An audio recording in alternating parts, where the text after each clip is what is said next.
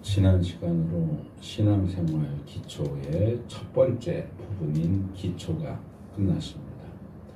원래는 4번 살펴볼 생각이었는데 중간에 3가지 내용이 추가돼서 7번 만에 끝났습니다. 우리가 그동안 복음과 은혜, 구원과 믿음, 회개와 성령, 죄와 회개, 십자가와 부활, 성경과 예배, 그리고 실천적 믿음을 순서대로 살펴봤는데 매주 한 주제씩 말씀을 드렸기 때문에 어쩌면 전체적인 흐름을 놓치고 있을 수도 있겠다 생각이 듭니다. 주제는 7가지를 살펴봤지만 크게 2가지 메시지로 요약할 수 있는데, 첫째는 예수님을 믿어야 구원받는다 하는 것이고, 둘째는 구원받은 사람은 자기가 고백한 믿음, 신앙에 합당한 모습으로 살아야 한다 하는 내용입니다. 오늘 나누려고 하는 말씀은 사실은 이 신앙생활 기초 주제와는 전혀 상관없이 올해 초에 어떤 상황, 특별한 상황 때문에 준비했다가 또 그 상황이 급격하게 바뀌는 바람에 나누지 못했던 그 설교 내용입니다.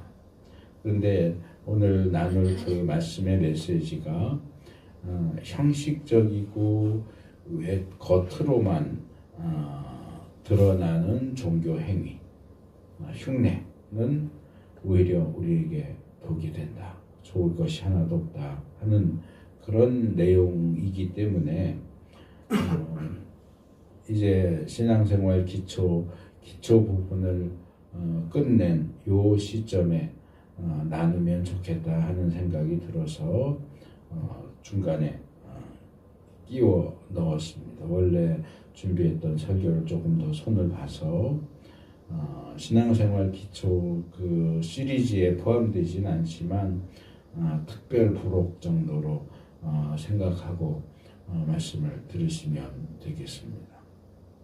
근데 이 말씀이 우리가 가볍게 들으시면 안 되고, 제가 이 설교를 준비할 당시에도 상당히 많이 고민하는 가운데 무거운 마음으로 또 무섭게 이 말씀을 준비했고, 지금 봉독해 주신 이 해당 본문도 매우 무거운 내용을 담고 있기 때문에 우리가 좀 신중하게 그리고 진지하게 하나님께서 우리에게 하시는, 제가 이 말씀을 읽고 설교를 준비하면서 느낀 것은 그냥 하나님이 우리에게 말씀하신다 정도가 아니고 하나님이 우리에게 외치신다 또는 토로하신다, 토해내듯이 말씀하시는 그 심각한 말씀을 듣고 거기에 우리 자신을 솔직하게 비춰보고 하나님이 우리에게 무엇을 말씀하시는지 그 말씀에 합당한 자세와 태도를 갖고자 노력하는 우리가 될 수 있기를 바랍니다. 아멘. 본문 1절, 2절은 3절 이하에 나오는 그 내용이 하나님께서 예레미야 선지자에게 성전 문 입구죠. 성전으로 들어가는 문 앞에 서서 예배하러 그 성전 문을 통해서 성전으로 들어오는 유다 사람들에게 큰 소리로, 저처럼 이렇게 조용조용하게 조근조근하게 하지 말고 큰 소리로 외쳐서 알려주라고 하신 내용이다 라고 소개합니다. 그래서 이 예레미야 7장은 보통 성전 설교 그렇게 뭐랄까 별명이 붙어 있어요. 예레미야가 성전에서 설교한 내용을 담고 있기 때문에 뭐 예를 들어서 로마서 8장을 뭐 성령장 뭐 이렇게 말하는 것처럼 예레미야 7장은 성전 설교라고 하지만 동시에 예레미야의 말 이전에 하나님께서 유대 백성들에게 하시는 말씀이다 하는 것을 지적합니다. 그래서 3절로 넘어가면 나 만군의 주 이스라엘의 하나님이 말한다 라고 누가 말하고 있는지를 밝히고 그리고 곧바로 너희의 모든 생활과 행동을 고쳐라. 그러면 내가 이곳에서 너희와 함께 머물러 살겠다라고 압축된 메시지를 전합니다. 여기 이곳은 앞에 1절부터 나오는 내용을 보면 이제 성전을 가리키는 내용일 수도 있지만 쭉 이어지는 내용들을 보면 여기서 말하는 이곳은 두 가지 의미를 하나 함께 가지고 있어요. 하나는 성전이고 또 하나는 성전이 있는 예루살렘입니다. 그래서 이곳 할 때 우리가 성전만 떠올리시면 안 되고 성전이 있는 예루살렘 도시들을 함께 떠올릴 필요가 있습니다.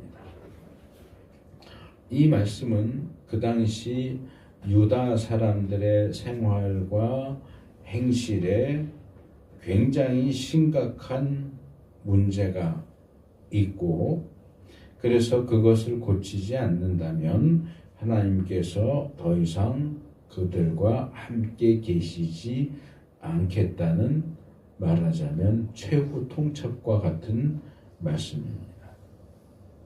그래서 1절과 2절을 보면 성전 문 그리고 성전에 예배하러 온다 하는 그런 표현들이 나오는데 4절로 넘어오면 이것이 주님의 성전이다, 주님의 성전이다, 주님의 성전이다 하고 속이는 말을 너희는 의지하지 말아라 라고 이야기합니다. 여기 주님의 성전이다 라는 말이 3번 반복해서 나오는데 성경에 이렇게 뭔가 같은 말을 2번 또는 그 이상으로 3번 이렇게 반복하는 것은 종종 나오기는 하지만 이건 굉장히 강조하는 표현이에요. 거의 절대적이라고 생각하는 그 내용을 2번, 3번 반복하는 것으로 표현을 합니다. 그래서 그 당시에 유다 사람들이 지금 예배드리러 찾아오는 그곳, 그 건물, 그 장소를 주님의 성전이라고 철석같이 믿고 있었다 하는 것을 지적합니다. 하나님께서도 이미 2절에서 그곳을 성전이라고 지목하셨기 때문에 지금 선지자가 엉뚱한 장소에 가서 여긴 성전도 아닌데 왜 여기가 성전인 줄로 생각하고 엉뚱한 짓을 하느냐 그 얘기를 하는 게 아니라 지금 성전에서 이 이야기를 하면서 그 성전을 가리키면서 여기가 주님의 성전이다라고 하는 말은 거짓말이다 라고 이야기하고 있는 거예요. 그 거짓말을 믿으면 의지하면 안 된다 라고 이야기하는데 성전을 성전이라고 하는 것을 어째서 거짓말이라고 하느냐 그 이유가 5절 이하에 나옵니다. 5절에서 7절은 3절에 나왔던 내용을 더 확대시키는데 3절 상반절에서 너희의 모든 생활과 행실을 고쳐라 라고 뭉뚱그려서 말했던 내용을 5절 상반절에 똑같이 한번 반복하고 그리고 5절 하반절과 6절로 넘어가면 조금 더 구체적으로 그들이 고쳐야 하는 잘못된 생활과 생활과 행실이 무엇인지를 지목합니다. 참으로 이웃끼리 서로 정직하게 살면서, 이 얘기는 이웃 사이에 서로 속이 있고 있다, 그 얘기죠. 속이지 않고 정직하게 산다면 나그네와 고아와 과부를 억압하지 않고, 이곳에서, 여기 또 이곳이 나오는데 이 경우는 성전이라기보다는 예루살렘 도시를 얘기하는 거죠. 이곳에서 죄 없는 사람을 살해하지 않고 다른 신들을 섬겨 스스로 재앙을 불러들이지 않으면, 여기 쭉 나오면서 뭐뭐하지 않고 뭐뭐하지 않고 뭐뭐하지 않으면이라는 얘기는 그것들을 하고 있다는 얘기예요. 이웃끼리 정직하게 대하지 않고 나그네와 고아와 과부를 억압하고 무죄한 사람을 살해하고 다른 신을 섬기고 있다 하는 얘기죠. 그래서 3절 하반절에는 너희의 생활과 행실을 고치면 내가 이곳에서 너희와 함께 머물러 살겠다라고 하셨는데, 7절로 넘어오면 내가 너희 조상에게 영원 무궁하도록 준 이 땅 바로 이곳에서 너희가 머물러 살도록 하겠다라고 얘기합니다. 3절에서는 하나님이 거기 머물러 사신다라고 되어 있고, 7절에서는 너희가 이 땅에 머물러 산다라고 얘기를 해요. 행동은 똑같아요. 머물러 사는 거예요. 하나님의 경우에도 거기에 머물러 사는 거고, 이스라엘의 경우에도 거기에 머물러 사는데 그 머물러 사는 주체가 다르죠. 3절에서는 하나님이고 7절에서는 이스라엘이에요. 이 부분이 뭐라 그럴까, 상당히 교묘하게 기술적으로 그렇게 표현이 되고 있는데, 결국 이스라엘이 약속된 땅에 계속 머물러 살 수 있는 근원, 원인이 뭐냐? 하나님이 그들과 함께 머물러 계셔야 된다. 하나님이 그들과 함께 계속 머물러 계셔야 이스라엘도 약속의 땅에 계속 머물러 있을 수 있다. 하나님이 그들과 함께 하시지 않고 떠나가시면 이스라엘도 약속의 땅에 계속 머무르지 못하고 거기서 떠나야 한다. 쫓겨날 수밖에 없다 하는 얘기입니다. 그리고 지금 우리는 예레미야서를 살펴보지만 에스겔서로 넘어가면 에스겔 8장에 드디어 하나님이 성전을 떠나가시는 장면이 묘사되고 있어요. 하나님이 성전을 떠나가시니까 유다가 망해요. 이스라엘 백성들이 다 거의 거지 정도 되는 사람들 빼고는 다 바벨론으로 포로로 사로잡혀가면서 약속의 그 땅에서 떠나게 됩니다. 그래서 하나님이 거기 함께 계시느냐 아니면 거기를 떠나시느냐가 이스라엘이 약속의 땅이 계속 머물 수 있느냐 아니면 거기서 쫓겨나느냐 하는 것에 가장 중요한 원인이 된다 하는 것을 알 수 있습니다. 8절로 넘어가면 성전에 대한 거짓말, 이곳이 주님의 성전이다 라고 하는 거짓말을 다시 언급하면서 그런데도 너희는 지금 전혀 무익한 거짓말을 의지하고 있다, 그렇게 말합니다. 이 문맥에서 이 그런데도 라고 하는 표현은 상당히 중요하고 또 굉장히 함축적인 의미를 포함하고 있는데, 그것을 좀 길게 풀어서 말하자면 너희들의 잘못된 죄악된 생활과 행실 때문에 망할 위기에 처했는데도 불구하고 잘못된 것을 고칠 생각은 하지 않고 이렇게 말할 수 있어요. 그런데도 너희가 악을 행해서 망할 수밖에 없는 상황인데 그 악을 고쳐볼 생각은 안 하고 오히려 엉뚱한 짓을 하고 있는데 여기는 여호와의 성전이 있으니까 우리는 망할 수가 없어. 망하지 않아 라고 생각한다.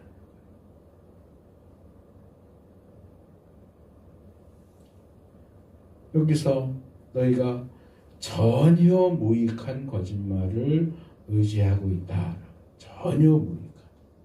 아무 도움도 되지 않고 아무런 실효성도 현실성도 없는 100%, 120%, 200%짜리 거짓말을 의지하면서 안심하고 있는데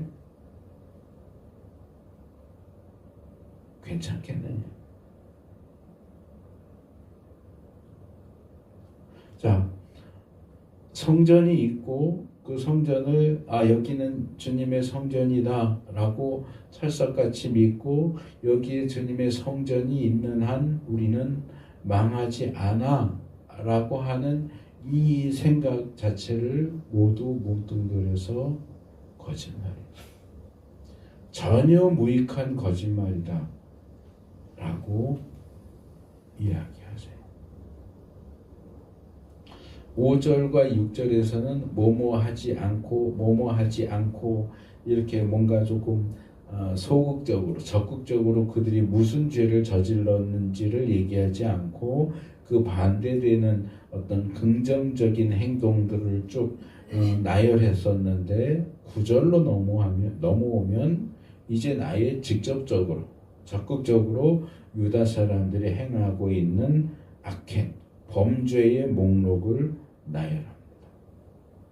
너희는 모두 도둑질을 하고 사람을 죽이고 음행을 하고 거짓으로 맹세하고 바알에게 분향을 하고 너희가 알지 못하는 다른 신들을 섬긴다. 자, 이거 정리하면 도둑질, 살인, 음행, 거짓 맹세, 우상 숭배. 제가 말씀을 준비하면서 이걸 이렇게 정리해서 이렇게 보니까 이게 다 어디 나오는 내용이? 십계명에 나오는 거예요.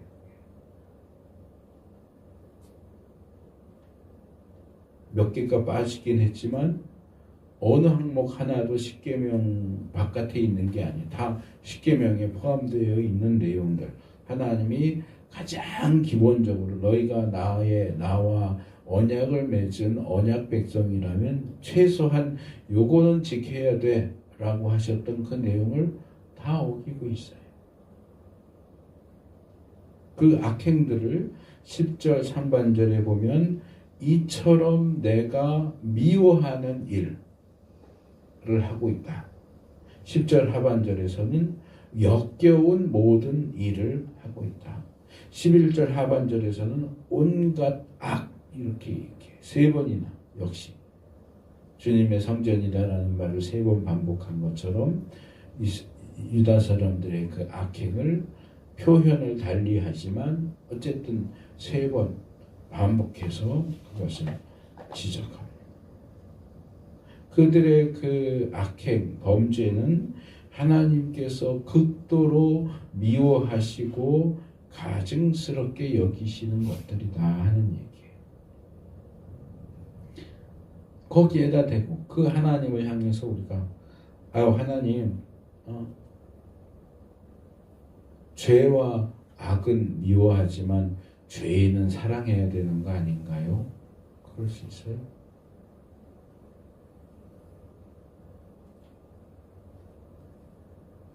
우리 속담에도 있잖아요. 죄는 미워하되 사람은 미워하지 말라.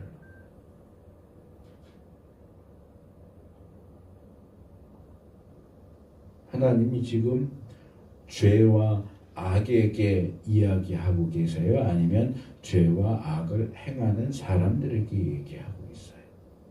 누가 문제예요? 죄와 악이 문제가 아니고 죄와 악을 행하는 사람들이 문제예요. 왜 죄를 지은 사람을 죄와 사람을 분리시켜서 죄는 미워하는데 사람은 미워하지 말라고 그래요? 그 죄를 누가 지은 건데요? 사람이 사람을 죽였는데 살인은 미워하고 살인자는 잘 대접해 줘야 돼요? 아니잖아요.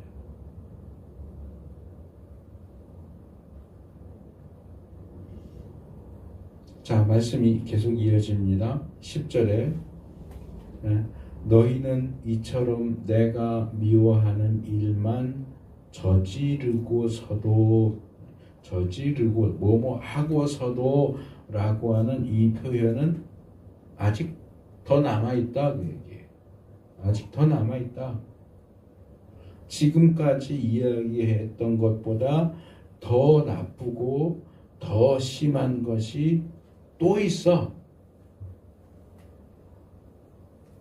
그게 뭐예요?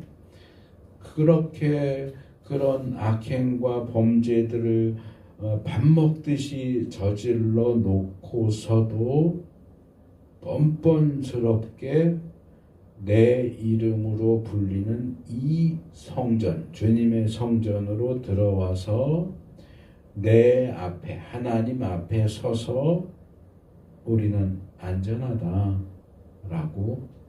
말한다는 거예요. 마치 하나님을 조롱하듯이 하나님이 싫어하시는 일만 골라서 출창해 놓고 하나님 성전에 들어와서 하나님 얼굴 앞에 놓고 하나님 저 잘했죠? 하나님 저 예쁘죠? 그러고 있다는 얘기예요. 여러분이 하나님은 이쁘겠어요? 이 새 번역은 우리는 안전하다 이렇게 번역을 한 것을 예전 개역은 우리가 구원을 얻었나이다 이렇게 번역을 했어요. 하나님 저 구원받은 거 맞죠?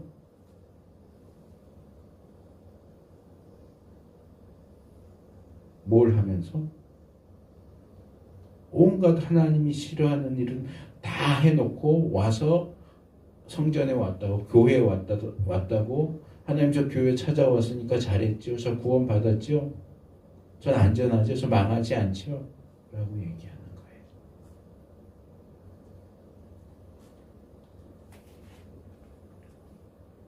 이게 앞에서부터 계속 지적해왔던 이것이 주님의 성전이다라는 무익한 거짓말을 의지하는 모습과 행동이에요. 내가 성전 바깥에서 어떻게 살고 어떻게 행동했느냐 상관없이 여기는 성전이니까 내가 성전만 찾아오면 나는 안전해. 내가 성전 찾아왔으니까 하나님이 나를 예뻐하시겠지? 예뻐하실 거야. 성전을 찾아왔는데 여기 주님의 성전이고 나는 주님의 성전을 찾아왔는데 하나님이 날 싫어하실 리가 있어? 그게 거짓말이란 말이에요. 무익한 거짓말이란 말이에요.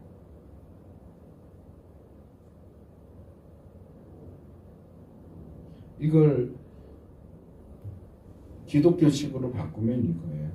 나는 영적 기도를 했으니까, 나는 주일을 지켰으니까, 주일에 예배에 참석했으니까 난 구원 받았어. 난 천국 가는 거 확정이야.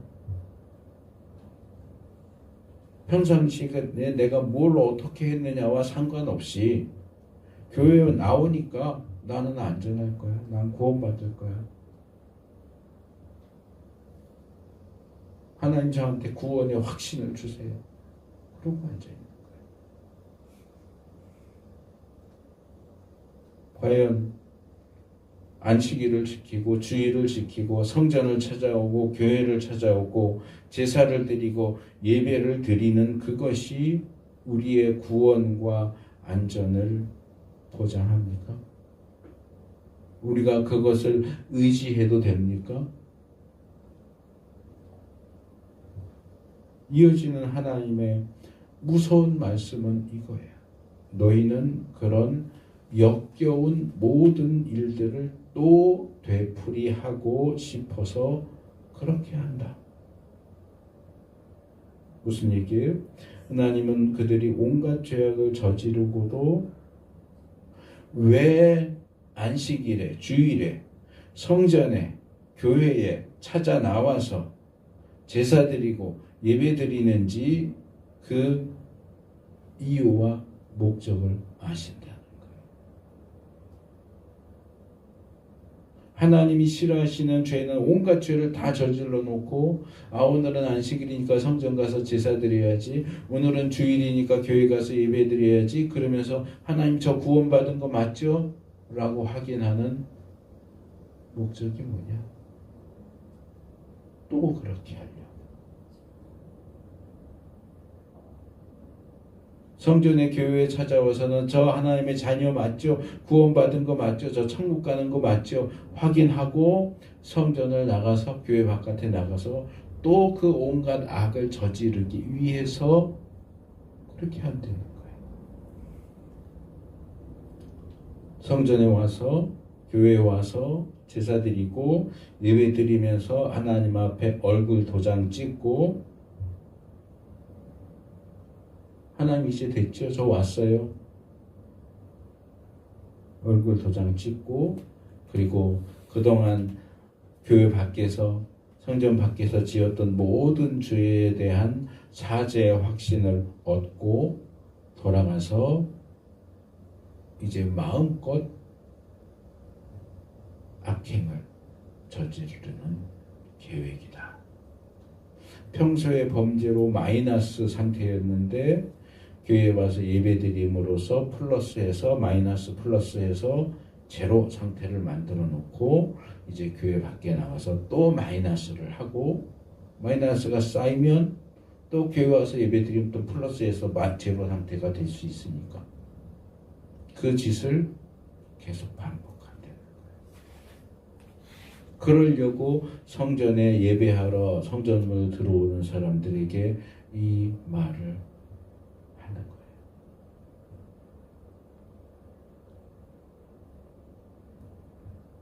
언젠가 제가 설교하면서 그 부분을 말씀을 드린 적이 있어요. 하나님께서 에스겔 선지자를 통해서 이런 식으로 행동하는 유다 사람들의 그 행동이 하나님께 얼마나 가증스럽게 역겹게 보이는지를 에스겔서는 정말 그 책을 읽어보면 굉장히 적나라한 표현들이 굉장히 많아요. 대표적으로 에스겔 23장 37절에서 39절을 보면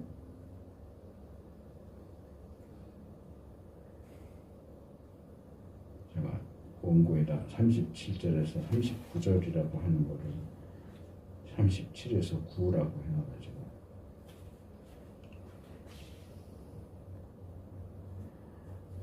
그들은 간음을 하였으며 손으로 피를 흘렸으며 살인했다는 얘기죠. 우상들과도 간음을 하였으며 또 나에게 낳아준 제 아들딸마저 불 속으로 지나가게 하여 태워 죽였다. 더욱이 그들은 나에게까지 이런 일을 하였다. 바로 같은 날.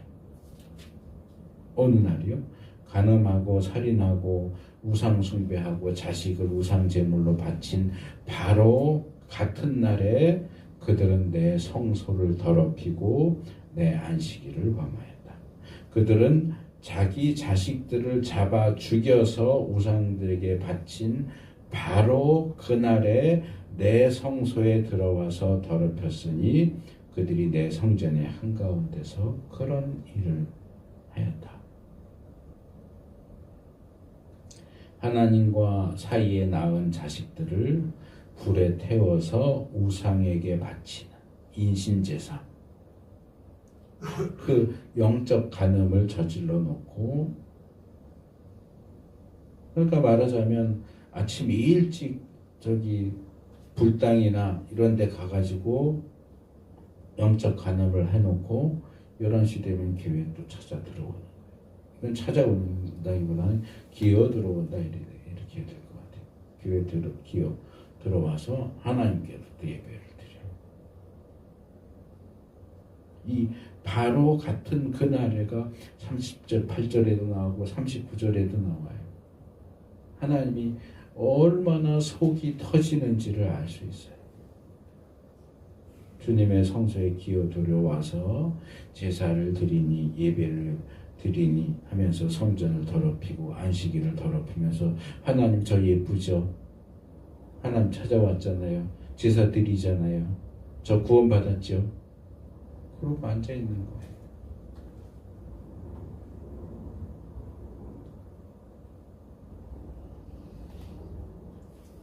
그래서 제가 그 비슷한 구절들을 설명하는 가운데 그렇게 말씀을 드렸어요. 제가 예전에 원고 쓸 때도 그 내용을 적었는데 뺐더라고요. 편집자가. 37절에서 우상들과의 영적 간음을 언급하는데 그 이전에 육체적인 간음도 나왔어요. 그래서 이 육체적인 간음과 영적인 간음이 서로 짝을 이루기 때문에 이 부분을 제가 본문에는 영적인 간음으로 쭉 이야기를 끌고 갔지만 이걸 육적인 간음으로 한번 바꿔봤어요. 자, 바람이 난 남편 또는 아내가 자기 불륜남을 만나서 성관계를 가지고 바로 그날 집으로 또 들어와서 자기 남편 아내한테 사랑한다 그러면서 또 성관계를 갖는 거예요. 얼마나 가증스러워. 바람핀 그날 자기의 불륜 상대와 성관계를 갖고 와서 집에 들어와서 또 자기 남편 아내하고도 또 성관계를 갖는 거예요.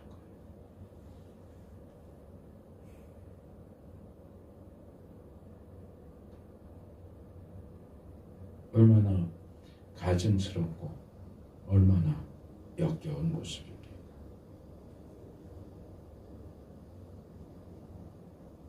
하나님께서 범죄 온갖 죄는 다 저질러 놓고 뻔뻔하게 성전을 찾아오고 교회를 찾아오는 유다 사람들, 그리스도인이라고 하는 사람들에게 똑같은 것을 느끼십니다.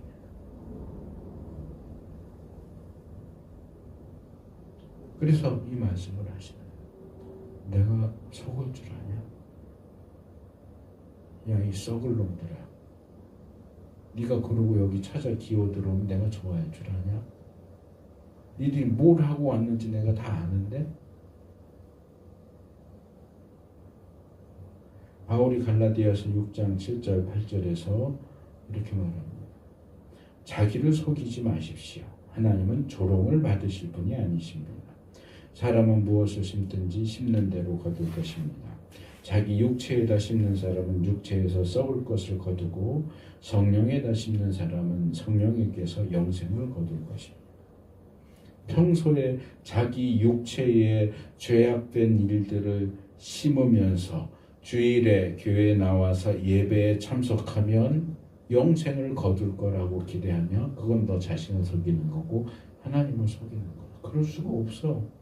너가 너의 육체에 죄악을 심었잖아. 그럼 멸망을 거두는 거야.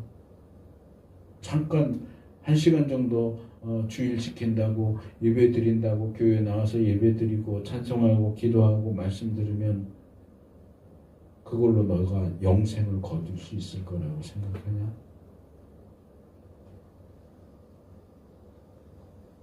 하나님은 그런 하나님을 조롱하는 것 같은 그런 속임수에 당하시는 분이 아니다. 그런 자들이 거둘 것은 썩을 것밖에 없어요. 멸망밖에 없어요. 그래서 그런 썩은 인간들을 향해서 못돼 먹은 인간들을 향해서 11절에서 그래 내 이름으로 불리는 이 성전이 너희 눈에는 도둑들이 숨는 곳으로 보이느냐? 여기에서 벌어진 온갖 악을 나도 똑똑히 다 보았다. 나 주의 말이니라. 아주 따끔하게 그 가슴이 철렁 내려앉는 말씀을 하시는 거예요. 그들이 그런 목적으로 성전을 악용하기 때문에 성전을 더 이상 성전이라고 부를 수 없는 도둑들이 숨는 곳, 도둑소굴이죠. 도둑소굴이, 성전이 도둑소굴이 되어버린 그 장면을 하나님이 똑똑히 보고 계시다는 거예요. 그런 하나님이 보시기에 그 성전, 이곳은 주님의 성전이다, 이것은 주님의 성전이다 하는 말이 거짓말이죠. 거기가 어떻게 주님의 성전이에요? 도둑소굴이죠. 자기들 스스로 성전을 도둑소굴로 만들어냈고, 여기는 성전이니까 우리가 성전을 찾아온 우리는 안전할 거야.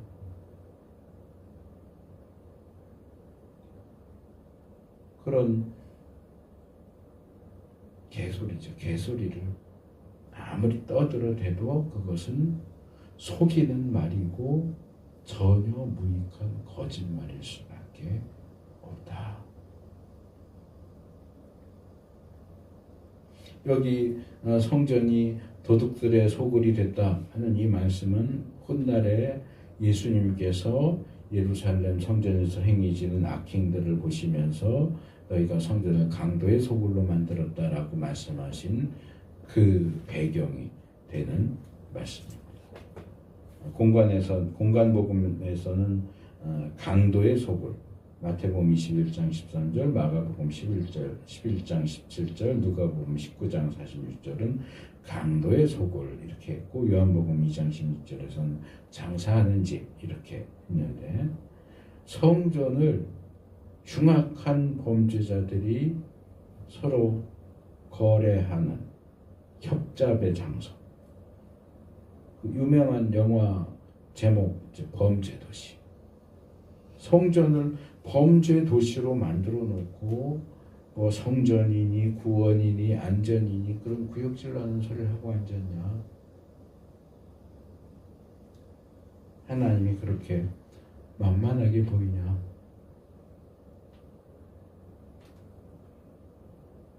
그래서 오늘 봉독하진 않았지만 이어지는 12절에서 15절 말씀으로 넘어가면 그렇게 악용되는 성전을 다 무너뜨린다. 이 도둑소굴이 되어버린 여기는 더 이상 그대로 남겨둘 수가 없으니까 이거 다 무너뜨릴 거야. 성전을 도적 강도들의 소굴로 만든 이들은 다 하나님 앞에서 멀리 쫓아내버릴 거야 라고 심판을 선언하십니다. 그리고 역사 속에서 실제로 그렇게 됐죠. 제가 평소에 아주 많이 강조하는 것 중에 하나가 그거예요. 교회와 그리스도인이 해야 할 가장 중요한 신앙 행위는 예배다. 예배는 다른 어떤 것보다도 가장 중요하다. 그래서 제가 성경과 예배 할 때도 그 말씀을 드리죠. 예배는 실패하면 안 돼. 성경 읽기, 기도, 전도, 봉사, 구제, 선교 이거저거 다 해도, 다 잘해도 예배에 실패하면 꽝이다. 그런데 그 예배도 우리의 일상적인 삶을 대신할 수 없어요. 내가 일상적인 삶에서 하나님의 뜻을 어기고 내가 하고 싶은 대로 하고 온갖 하나님이 싫어하시는 일들을 하고서 주일날 예배 드린다고 교회에 찾아 나오면 하나님이 그걸 기뻐하시겠는가? 그 예배를 기쁘게 받으시겠는가? 아니요. 안 받아요. 그걸 소급 적용하면 그거예요. 왜 하나님이 가인의 제사는 받지 않으셨을까? 왜 아벨의 제사는 받았는데 왜 가인의 제사는 받았을까? 하나님이 어떤 사람의 예배는 받으시는데 왜 어떤 사람의 예배는 받지 않으시는가?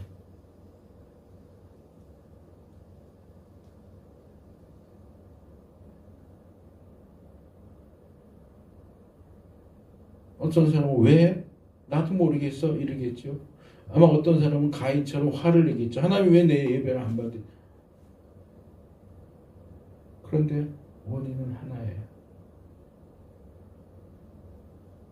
그래서 제가 창세기 살펴볼 때도 그 부분을 지적을 했죠. 하나님이 가인의 제사만 안 받은 게 아니고요. 하나님이 가인과 그의 제사를 안 받았어요. 가인의 제사를 안 받으신 이유는 가인에게 있어요. 가인을 받아들일 수가 없으니까 가인의 제사도 못 받아들이는 거예요. 제사만 드리면 하나님은 무조건 무슨 음식물 쓰레기 파리 때 몰려들듯이 이 길가메시 서사시라고 그게 고대 메소포타미아 거기 신화 창세기하고 비슷한 내용들이 많이 들어있는 그 길가메시 신화에도 노아 홍수 이야기랑 비슷한 게 있는데 홍수 끝나고 길가메시가 제사를 드리니까 온갖 신들이 파리떼처럼 몰려들었다 그런 표현이 나와요.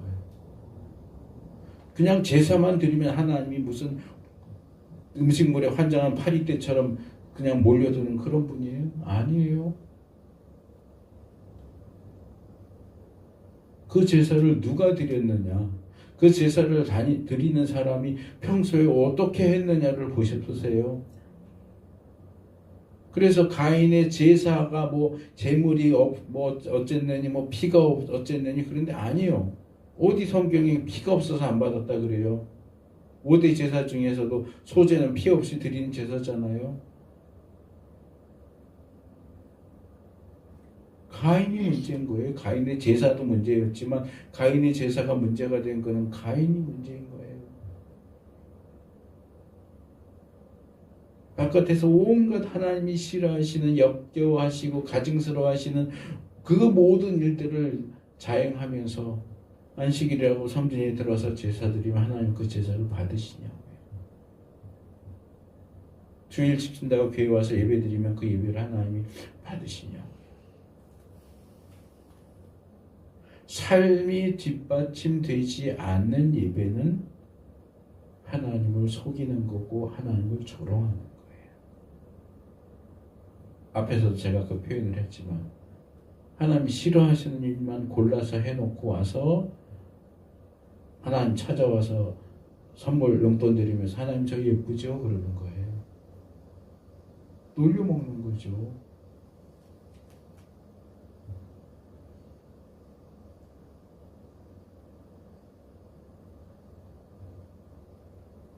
예수님이 마태복음 23장 16절에서 22절을 보면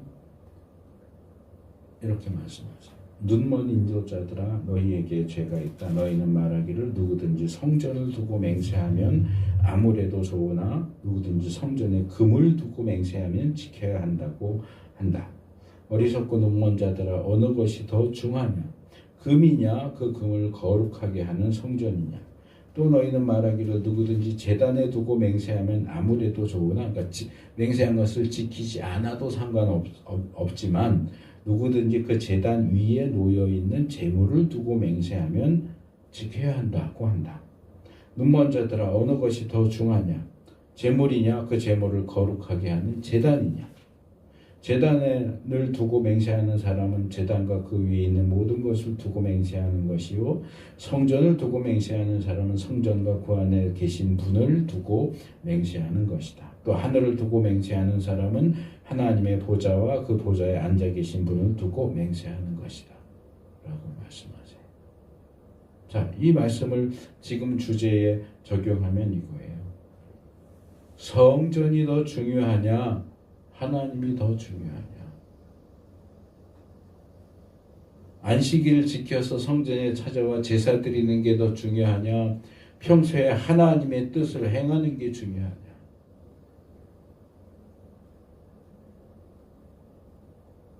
하나님의 뜻에 불순종하고 온갖 죄를 저질러도 성전만 찾아와서 제사 드리면 다 오케이야. 이 어리석고 눈먼 자들아. 그게 맞는 얘기냐? 더 중한 하나님과 하나님 말씀을 무시하고 악행과 범죄를 저지르면서 하나님보다 더 중요할 수 없는 성전의 교회에 찾아와서 예배드리고 제사드린다고 해서 그 악행과 범죄가 무마될 수 있다고 생각하느냐? 그건 다 거짓말이다.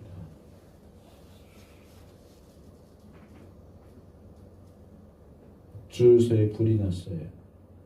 기름 탱키가 터지면서 불이 막 불덩이가 퐁퐁 날아다니는데 그 옆에서 도망가지 않고 가만히 있어요. 뭐라 그러는지 알아요? 나는 우산 썼으니까 괜찮아. 주유소에 불이 났는데 우산 쓰고 그 옆에 서 있으면 멀쩡합니까? 그 우산이 성전이란 말이에요.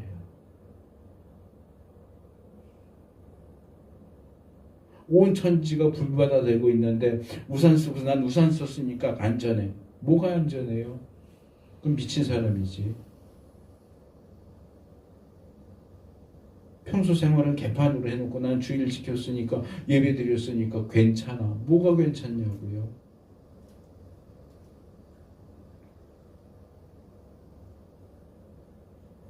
저는 모릅니다. 하나님은 아시죠. 지금 하고 있는 악행과 범죄, 도적질, 살인, 음행, 거짓 맹세, 우상숭배 중단하셔야 돼요. 그것을 계속하는 한 주일에 교회에 나와서 예배에 참석하는 것은 오히려 하나님을 조롱하는 죄를 더하는 것밖에 되지 않습니다. 우리가 죄인이어도 하나님께서 죄인인 우리를 받아주시고 용서해 주시지만 죄를 회개하고 그것을 버리는 것을 전제로 받아주시는 거지. 아, 하나님 용서해 주시네. 그럼 나가서 또 죄 짓자. 또 하나님 찾아오면 또 용서해 주실 텐데 뭐. 개가 토한 것을 또 먹고 돼지가 아무리 깨끗이 씻겨놔도 또 흙탕물에 뛰어 들어가는 것처럼 뭐 나 흙탕물에 들어가서 더러워지면 또 씻어주실 텐데 뭐.